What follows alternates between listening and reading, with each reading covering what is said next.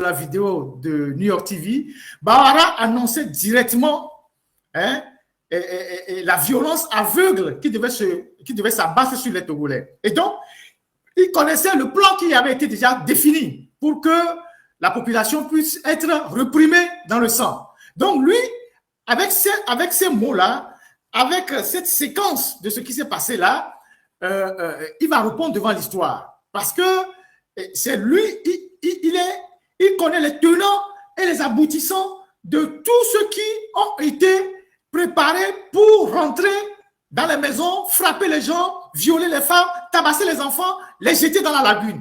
Bawara le savait.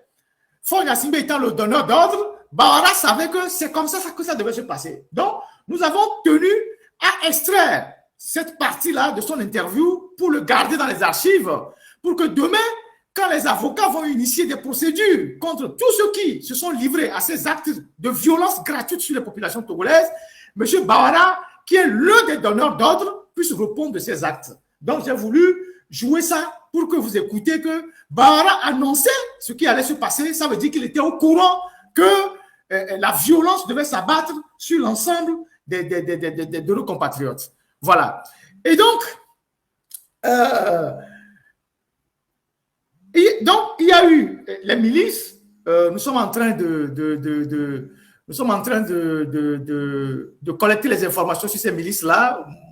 Il ne me reviendra pas ici d'exposer qui que ce soit. Il faut qu'on ait la certitude totale sur l'identité de ces individus-là pour pouvoir mener des actions contre ces gens-là. Donc, les milices, on est en train de travailler. Il y a des photos qu'on est en train d'analyser, de regarder les vrais visages, les morphologies, et de demander évidemment des appels à témoins pour savoir qui peut reconnaître qui est celui-ci, qui est celui-là, qui est ci, qui est ça. Donc, ce travail-là, on est en train de le faire.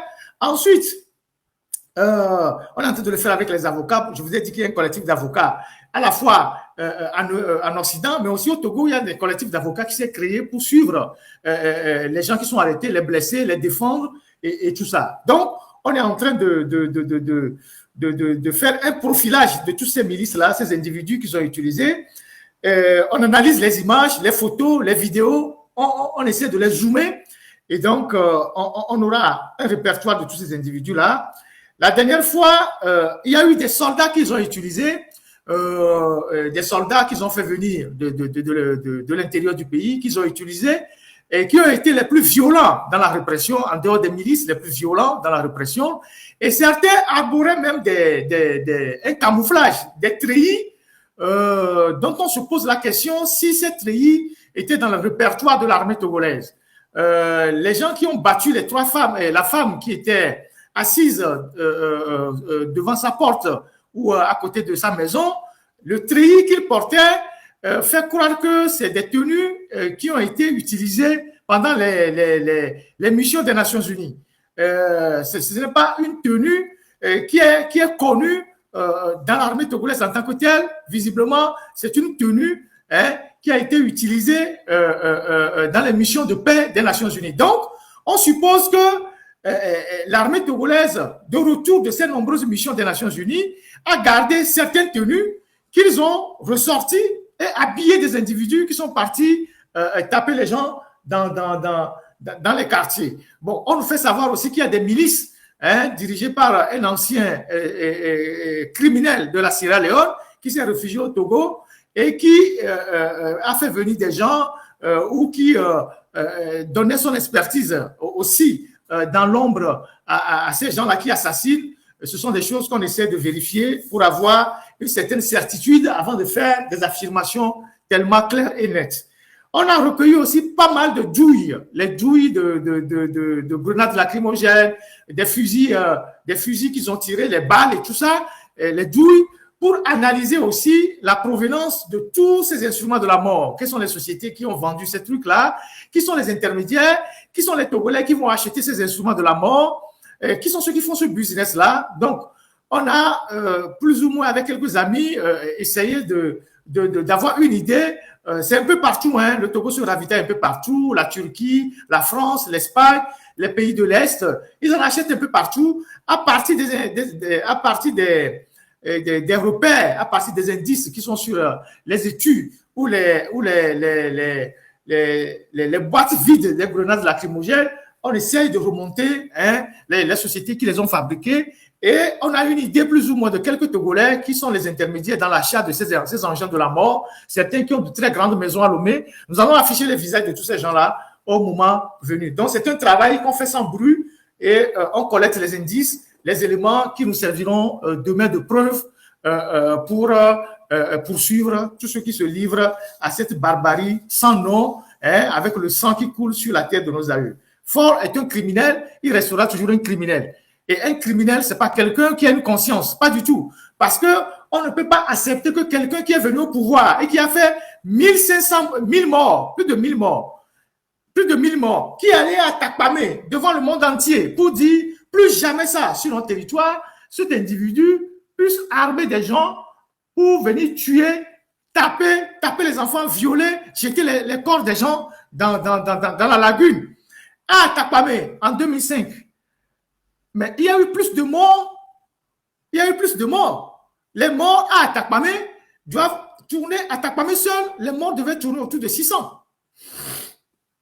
Excusez-moi. À Takpamé en 2005, il y a des gens qui ont été enterrés dans les fosses communes qu'on n'a pas retrouvées jusqu'à ce jour. Il y a des gens qui ont disparu qu'on n'a pas retrouvés jusqu'à ce jour. Les morts à Takpamé devaient avoisiner au moins 600. Peut-être même, je ne sais pas. Parce que dans la commission d'établissement des faits, c'est Kofigo, c'est Maître Joseph Kofigo et le professeur Sognet. À l'époque, il n'était pas encore professeur. C'est eux qui ont minoré les morts d'Atakpamé. C'est eux qui ont tout fait pour que le nombre des morts à Atakpamé soit revu à la baisse dans les rapports. C'est les deux là. Le professeur Sognet, qui a été celui qui a détourné les fonds du projet BIDC pour se taper une très belle maison à Gbalepedo, non loin de la pharmacie qui est à côté là-bas, pas loin du ministre Pré. C'est lui qui a détourné une partie, c'est lui qui a piloté le projet BIDC qui devait équiper les hôpitaux et dont une partie de l'argent a disparu. Donc, lui, il a participé à cette enquête avec Kofigo et c'est les deux là qui ont minoré le nombre de morts à Takpamé. Il faut le savoir pour l'histoire. Kofigo et ce monsieur professeur Sonia, il doit être à la retraite maintenant. C'est lui qui était le conseiller médical de Faure Gnassingbé. C'est justement parce qu'il a participé à tronquer l'histoire que Faure Gnassingbé l'a recruté autour de lui. Kofigo, vous voyez comment est-ce que le régime l'a protégé jusqu'à le mettre là où il est aujourd'hui.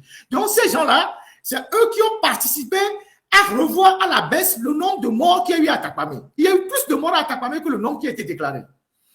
Et donc quand Faure va à Takpamé, dit plus jamais ça au Togo, est-ce que vous aurez pu imaginer un seul jour que le même Faure Gnassingbé va être le donneur d'ordre des milices qu'ils vont aller publiquement tuer les femmes, rentrer dans les maisons, frapper les gens parce que tu as fait 20 ans au pouvoir et les Togolais te disent mais ça n'est quand même assez, va te reposer et tu sors l'armée pour aller taper les gens. Donc tu as une conscience, tu dors, tu manges, tu es tranquille et tu envoies des militaires taper ton peuple. Un peuple qui te dit on n'a pas à manger, tu as gouverné le pays, tu n'as pas de résultats, ça suffit comme ça, va te reposer. Tu envoies l'armée pour tuer ce peuple-là. Les images font le tour du monde et alourdissent d'ailleurs ton cas.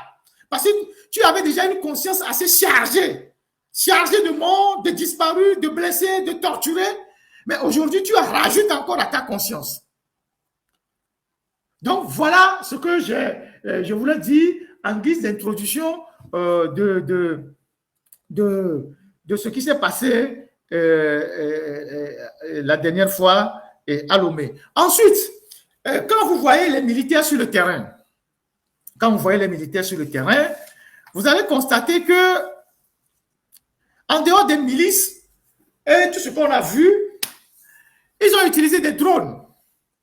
Ils ont beaucoup utilisé des drones pour quadriller certains quartiers, collecter des images qui leur permettaient de revenir plus tard, enlever les jeunes dans les quartiers. S'il vous plaît, tapoter un peu le live au niveau et partager au niveau de TikTok, parce qu'ils sont en train de le signaler. Donc, ils ont utilisé des drones. Vous avez certainement vu les drones dans les quartiers. Ils ont utilisé des drones contre les manifestants pour essayer de localiser les manifestants. Je ne sais pas si ces drones étaient équipés de caméras de reconnaissance faciale. Je n'ai pas encore la preuve. Mais en dehors des drones, ils ont utilisé des choses plus graves que les drones. Et vous savez, le pays s'est équipé de beaucoup de matériel. Et sous le prétexte de lutter contre le terrorisme, ils ont investi énormément dans le matériel d'écoute, dans les caméras de surveillance, dans tous les systèmes qui leur permettent de contrôler les Togolais.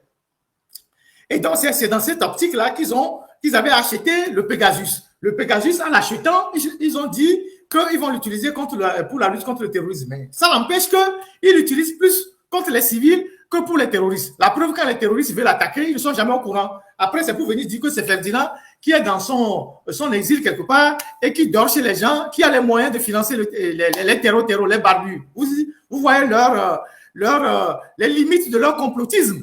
Vous voyez ça? Et donc, le matériel qu'ils ont, ils écoutent les opposants, ils écoutent les prêtres, ils écoutent les officiers, mais quand les bandits barbus là viennent pour attaquer, ils ne sont jamais au courant. Voilà. Et donc, ils ont acheté les drones, tout ça, ils ont des caméras de puissance très, très, très forte, avec des résolutions incroyables. Je vais vous décrire le mode opératoire. Comment ils font ça? Je vais vous décrire ça tout à l'heure. Ils ont des petits cartons. Ils ont des petits cartons. De petits cartons. Et ils viennent dans les quartiers où il y a des manifestations. Et ils déposent le carton soit à côté d'une poubelle, soit sur un tas d'ordures, ou soit sous un arbre. Et eux-mêmes, ils s'éloignent du carton. Ils ne vont pas trop loin, ils sont à côté pour surveiller le carton. Parfois, ils sont 2, parfois, ils sont 3. Ils déposent par terre des cartons. Et dans ces cartons-là, il y a des caméras d'une résolution incroyable. Et ces caméras sont liées à un système qui se trouve dans une maison à Agoué. C'est cette maison-là que je vais vous décrire tout à l'heure. S'il vous plaît, tapotez le live, ils sont en train de le signaler. Donc, ils viennent déposer les cartons, par exemple, tout ce qui s'est passé dans Ebé là-bas, à Dakpam et tout ça, les Akoré, tout ça. Ils ont miné là-bas avec des petits cartons qui leur permettent d'avoir des images. Je reste convaincu que ces cartons les caméras qui sont dans ces cartons sont équipées de systèmes de reconnaissance faciale. Donc, instantanément, ce sont des caméras connectées. Instantanément, les caméras envoient des images dans cette maison-là, où ils ont des écrans géants. Et depuis cette maison-là, ils suivent tout ce qui se passe sur le terrain. Ils arrivent à reconnaître le visage de certains qu'ils vont après enlever la nuit. Écoutez-moi très bien. Je répète. Ils ont des cartons, c'est des petits cartons, des choses assez discrètes, qu'ils amènent dans les zones où il y a des manifestations. Ils les déposent à des endroits banals. Il y a un endroit sous un arbre, à côté d'une poubelle, et ils s'éloignent du carton. Ils sont peut-être à 30 mètres, 50 mètres du carton, et le carton filme tout ce qui se passe dans la zone. C'est des caméras qui sont dans les cartons, qui sont d'une résolution très forte. Et instantanément, les caméras qui sont connectées au système qu'ils ont, les caméras envoient des images, et il y a un groupe là-bas qui suit directement les images en direct. Et ça leur permet de recevoir des ordres pour arrêter X, arrêter ça, arrêter ça, arrêter ça, arrêter ça. Donc, quand vous êtes dans les manifestations prochainement, surveillez, ayez le regard, regardez très bien ce qui se passe dans vos quartiers. Si vous voyez des gens qui sont suspects, des gens qui viennent déposer quelque chose que vous ne savez pas, soit vous prenez la chose, ou soit vous leur demandez c'est quoi ils ont déposé. Soyez extrêmement vigilants. Maintenant, comment on appelle ça? Le quartier général où on reçoit les images depuis le terrain, et je pense que c'est le même quartier général qui reçoit les images de drones. Ce quartier général se trouve à Agoué, à côté de la pharmacie, d'une pharmacie qui est pas très loin de l'échangeur. Quand tu viens de Toglekope, tu tournes et tu veux aller vers Agoué dans le marché, tu laisses le côté Kanfi. Il y a un hôtel dans la zone. Je vais vous projeter les plans. Je vais vous projeter le plan de leur quartier général parce que j'ai un ami qui a été kidnappé et détenu dans cette maison. Vous vous rappelez que dans un de mes lives, j'avais dit qu'ils ont des lieux de détention secrets à Lomé, les villas, des maisons où personne ne peut imaginer qu'ils font des choses là-bas. Donc, quand vous venez d'Atakmame, donc vous arrivez aux échangeurs, vous tournez, vous laissez la voie qui va vers le pont, l'échangeur de Kégué, et vous allez vers l'agence de Togocel. Il y a une agence de Togocel dans la zone. Et à côté de l'agence de Togocel, vous avez un hôtel qui s'appelle Hôtel Esaïe, quelque chose comme ça. Je vais vous montrer l'image de l'hôtel. Vous avez un hôtel qui s'appelle l'Hôtel Esaïe. Et je ne sais pas comment le prononcer. Je pense que c'est dans une langue locale au Togo. Vous allez voir l'hôtel. La technique va nous permettre de voir l'hôtel.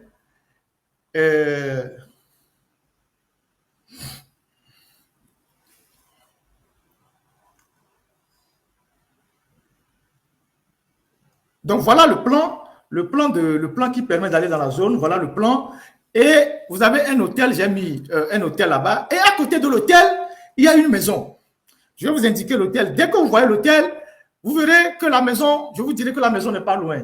L'image, on projette l'image de l'hôtel et je vais vous donner, vous allez lire le nom de l'hôtel. Vous allez voir le bâtiment dans lequel l'hôtel se trouve.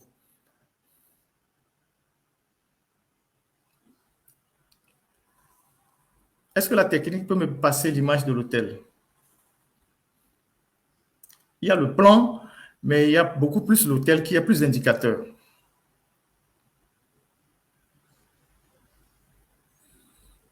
S'il vous plaît, tapotez le live sur TikTok. Ils sont en train de le signaler. Ah, c'est l'hôtel du DG de Centro. OK, d'accord. Il y a un hôtel là-bas. Je vais vous montrer l'image de l'hôtel. Voilà l'hôtel. Mais je précise, ce n'est pas dans cet hôtel qu'ils font les choses. Je précise encore, ce n'est pas l'hôtel qui est en cause. Je le précise encore, ce n'est pas l'hôtel qui est en cause. L'hôtel nous sert juste d'indicateur. C'est un hôtel de 5 niveaux.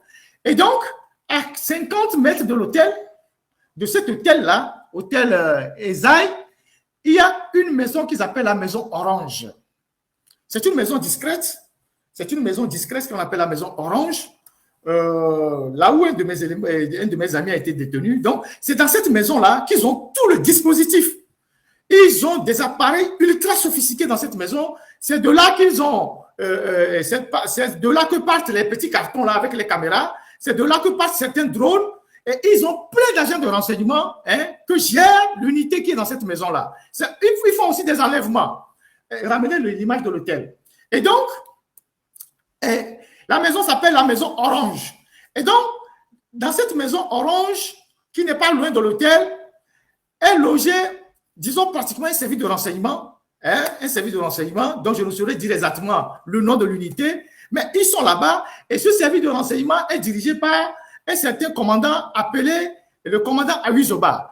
Ce commandant Awizoba est un élément de la garde présidentielle. Il a intégré l'armée en 2005 en tant que simple soldat avant d'évoluer, avant d'aller à l'école des officiers FOFAT. Et donc, il a été intégré à la garde présidentielle et c'est lui qui est à la tête de cette unité-là. Et c'est quelqu'un qu'on a choisi pour sa fidélité parce qu'il est du même village que le président et tout. Et il reçoit ses instructions directement de la présidence. Et donc, sous ce Awizoba, il y a un autre capitaine qui s'appelle capitaine Ouala, qui est un jeune de 31 ans, qui a fait le collège Chaminade et qui a fait l'université de Kara, qui était aussi dans l'armée. Et donc, tous ces gens-là, ils ont des lieutenants, des agents et tout ça, et ils utilisent aussi les civils. Et donc, ces gens-là, ils sont coiffés par le lieutenant-colonel ou le colonel Tchamien.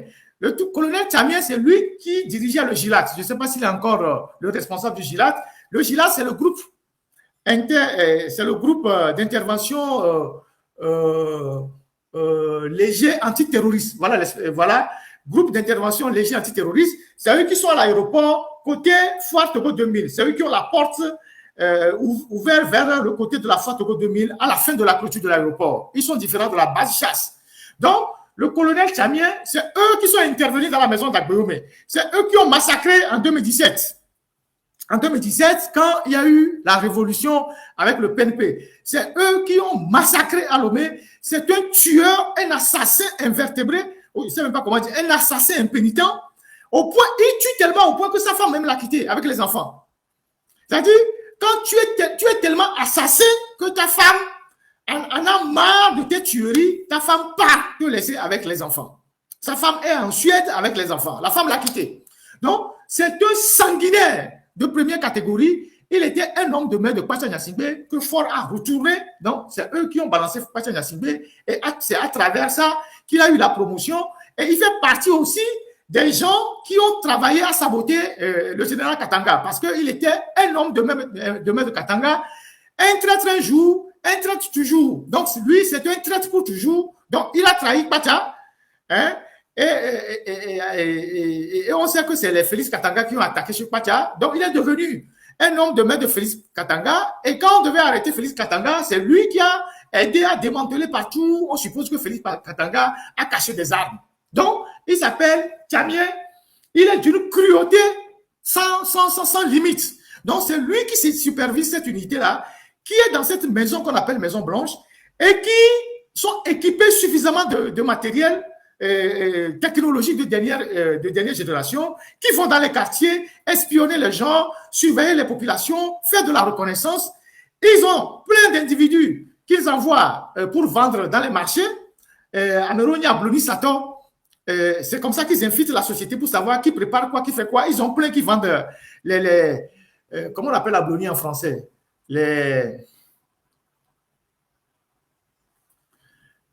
Trouvez-moi le mot.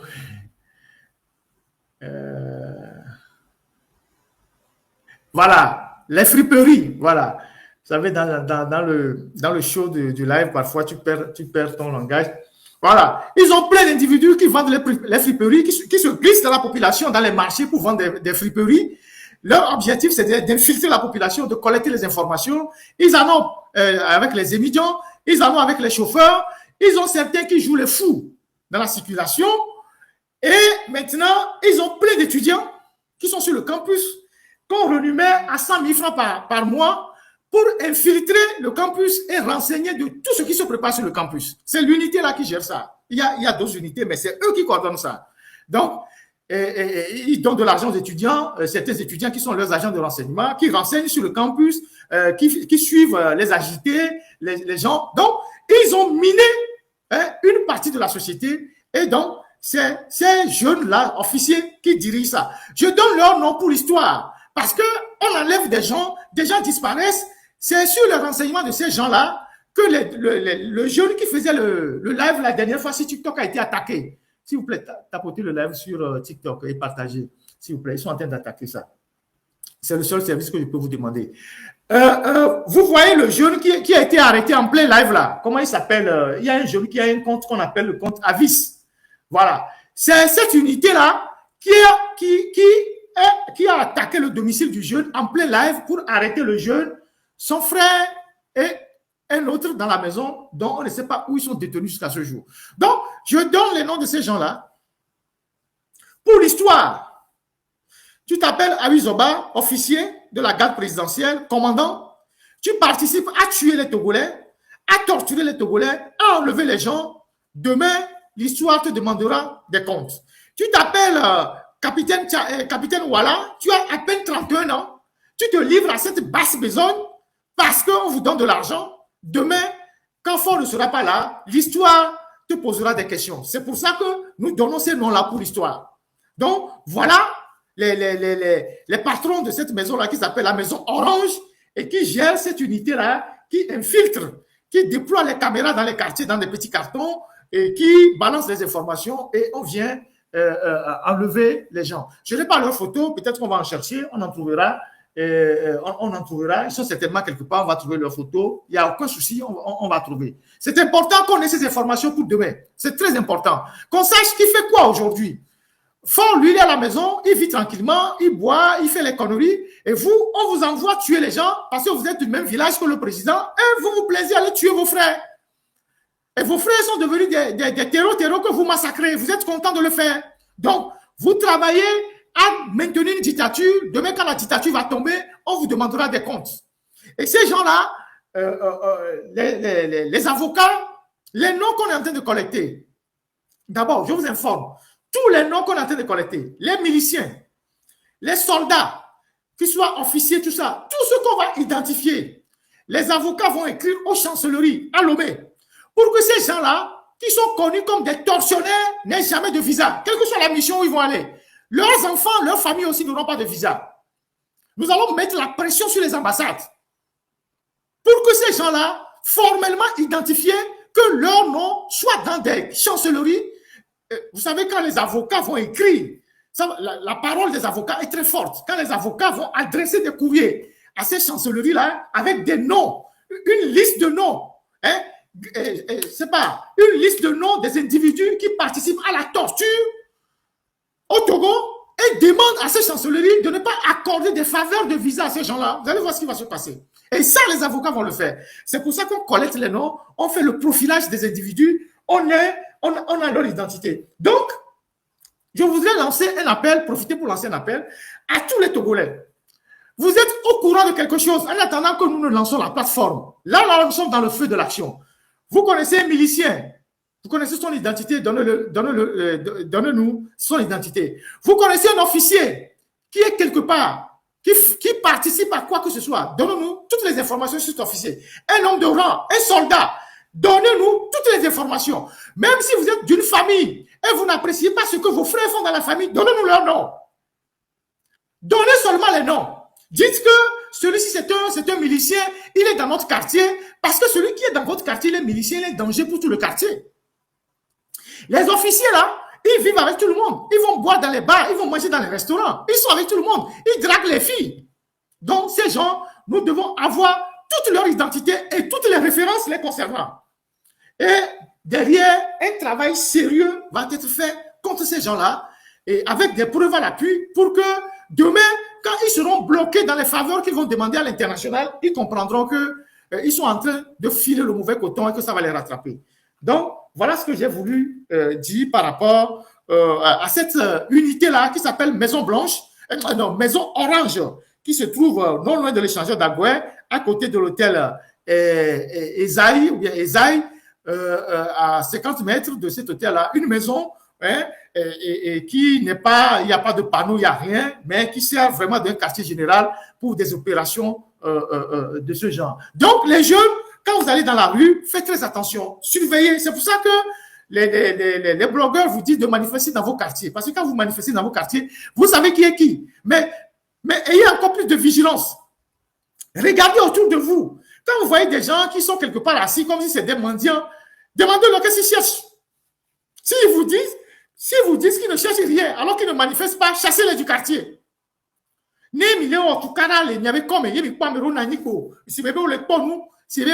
va les prendre match, mais on va les ronder. Soit on les renseigne, alors on va déposer caméra avec les quoi, mais on le surveille.